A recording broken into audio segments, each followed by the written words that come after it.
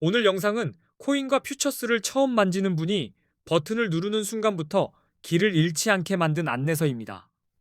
어렵게 포장된 말은 걷어내고 손에 잡히는 방식으로만 정리해드리겠습니다. 한 번만 집중하시면 5가지를 통째로 가져가실 수 있습니다. 초보 따라하기 매매, 커뮤니티에서 화제가 된 중학생 단타 구조, 수수료 최대 할인법, AI 단타 루틴, 그리고 입금 없이 $100로 시작하는 방법입니다.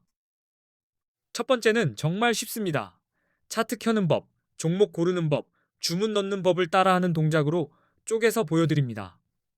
마치 내비게이션 음성처럼 한 단계씩만 밟으면 거래 화면이 낯설지 않게 됩니다. 두 번째는 네이버 코인 커뮤니티를 들썩이게 했던 이야기. 300만 원으로 1억 8천만 원을 만들었다는 중학생 단타 방식입니다.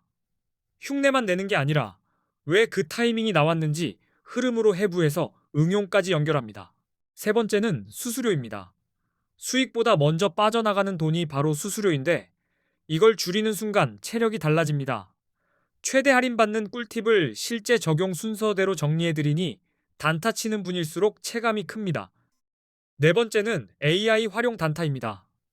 하루 50만원씩 매일 수익을 노리는 루틴을 지표 확인, 시그널 확인, 진입, 정리 흐름으로 만들고 반복 가능한 형태로 세팅하는 방법을 알려드립니다. 다섯 번째는 첫 거래의 진입 장벽을 확 낮추는 파트입니다. 내 돈을 입금하지 않고도 가입 이벤트로 $100를 받고 거래를 시작하는 길을 설명드립니다. 처음 메뉴가 헷갈리지 않게 순서대로 이어드릴게요. 그리고 고정 댓글에는 수수료 최대 할인 꿀팁과 $100 받고 가입하는 방법, 링크를 깔끔하게 모아뒀습니다. 영상 보실 때 고정 댓글을 먼저 열어두면 손이 덜 바빠지고 실수도 줄어듭니다. 가입 이벤트로 받은 $100로 당장 10억을 만드는 건 현실적으로 어렵습니다. 하지만 내 돈 입금 없이도 거래를 공부할 수 있고 레버리지로 방향이 맞으면 몇백만 원 구간을 노려볼 여지도 생깁니다. 그래서 한 번은 꼭 해보셔야 합니다. 이제 왜 코인을 투자 대상으로 봐야 하는지 머리 아픈 설명 없이 숫자로만 보여드리겠습니다. 딱 10년 전으로 돌아가서 같은 1,000만 원을 어디에 넣었느냐에 따라 결과가 얼마나 갈리는지 보시면 됩니다.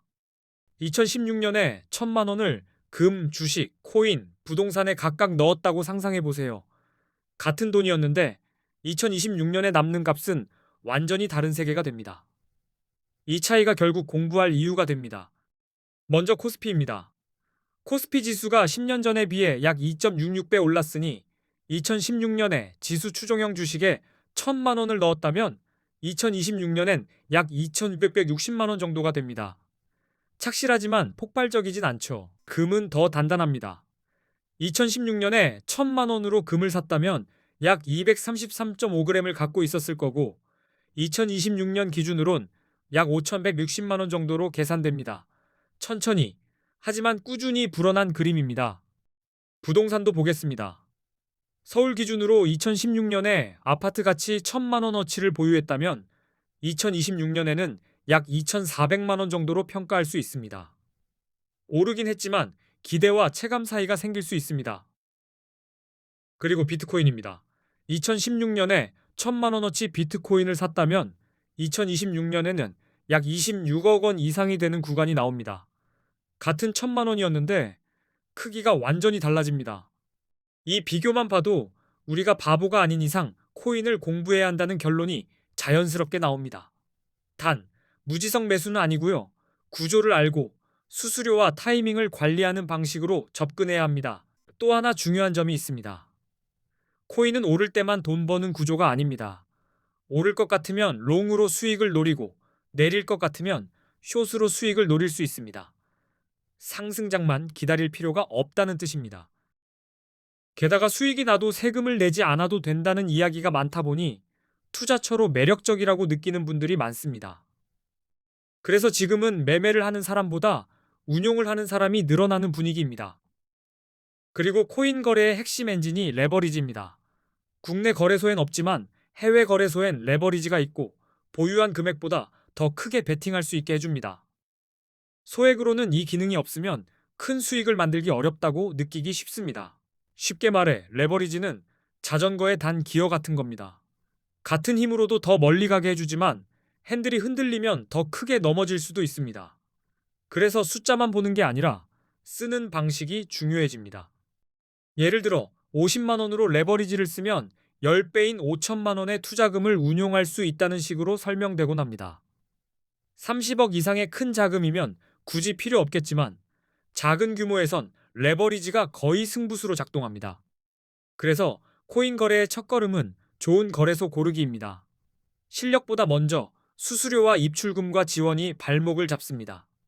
이걸 잘못 고르면 아무리 맞게 들어가도 수익이 새는 구멍이 생깁니다. 실제로 많은 한국 투자자들이 국내 거래소를 떠나 해외 거래소로 이동하는 중입니다. 화면이 조금 낯설어도 조건이 유리하면 결국 사람은 그쪽으로 흘러가게 됩니다. 흐름에는 이유가 있습니다. 첫 번째 이유는 레버리지입니다. 국내는 레버리지를 막아두었고 해외 거래소는 100배까지 가능한 곳이 많습니다. 50만 원으로도 5천만 원까지 투자가 가능하니 해외로 몰리는 건 자연스러운 결과입니다. 두 번째 이유는 수수료입니다. 국내보다 해외 거래소 수수료가 더 저렴한 경우가 많아서 단타처럼 거래 횟수가 많은 사람일수록 차이를 바로 느낍니다. 한 번은 작아 보여도 10번이면 커집니다. 세 번째 이유는 세금입니다. 해외 거래소에서는 세금이 없고 국내 거래소에서는 거래 수익에 대한 세금을 낸다는 인식 때문에 이 부분을 고려해 해외로 옮기는 분들도 많습니다. 한국인들이 많이 이용하는 해외 거래소 중에서 가입 시 100달러 지급 이벤트를 하는 곳 정보는 고정 댓글에 적어두었습니다. 찾으려고 헤매는 시간 자체가 아깝습니다. 고정 댓글에 바로 정리해뒀습니다. 이제 수수료의 공포를 실감하게 해드리겠습니다. 대형 거래소들의 거래 수수료가 0.055%라고 가정해봅시다. 숫자가 작아 보여도 레버리지를 붙이면 체감이 갑자기 커집니다. 1,000만 원 단타를 친다고 가정하고 20배 레버리지를 쓴다고 가정하면 1회 거래 수수료가 22만 원입니다. 클릭 한 번에 22만 원이 사라지는 셈이니 시작부터 숨이 턱 막히죠. 하루에 10번만 거래해도 수수료가 220만 원입니다. 이쯤 되면 실력 싸움이 아니라 수수료와의 레슬링이 됩니다. 그래서 수수료가 비싸면 절대 이길 수 없는 싸움이 되고 저렴한 거래소가 생존 조건이 됩니다. 그래서 4개의 대형 거래소와 A 거래소를 비교해 보겠습니다. 기준은 수수료, 사용 편의성, 한국어 지원, 레버리지 배수, 원화 바로 입금 가능 여부입니다. 같은 거래라도 환경이 다르면 결과가 갈립니다. 먼저 수수료부터 보겠습니다. A 거래소는 0.01%, 바이비트는 0.095%, 비트겟은 0.06%, 바이낸스는 0.04%입니다. 단타는 수수료가 곧 전략이 됩니다. 한국어 지원은 A 거래소가 24시간 한국어 상담이 가능하다고 정리할 수 있고, 바이비트는 어렵고, 비트겟도 어렵고, 바이낸스도 어렵습니다. 급할 때 한글로 바로 해결되느냐가 멘탈을 지켜줍니다. 레버리지는 A 거래소가 200배, 바이비트가 100배, 비트겟이 125배, 바이낸스가 125배입니다. 배수가 높을수록 기회도 커지지만 동시에 관리도 더 정교해져야 합니다. 원화 입출금은 A 거래소는 가능하고 바이비트는 불가능, 비트겟도 불가능, 바이낸스도 불가능한 것으로 정리됩니다. 입출금이 불편하면 타이밍이 아니라 절차에 발목이 잡힙니다. A 거래소가 정확히 어디인지 그리고 가입 이벤트로 100달러 받는 경로는 고정 댓글에 적어두었습니다. 영상 보시면서 바로 확인해 두면 나중에 다시 찾느라 시간을 쓰지 않게 됩니다. 거래 방법이 간편한지도 절대 가볍게 보면 안 됩니다. 주문 동선이 단순하고 포지션과 손익이 한눈에 보이면 실수 확률이 확 내려갑니다. 초보일수록 헷갈림이 없는 화면이 곧 수익률입니다.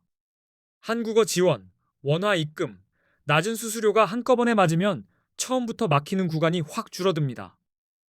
거래는 준비와 실행의 연속이니 환경을 세팅하는 순간부터 이미 결과가 달라지기 시작합니다.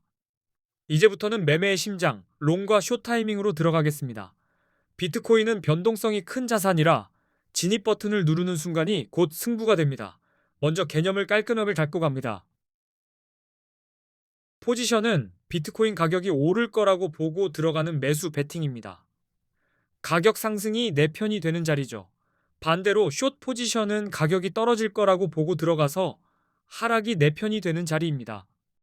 롱을 유리하게 만드는 첫 신호는 상승 추세입니다.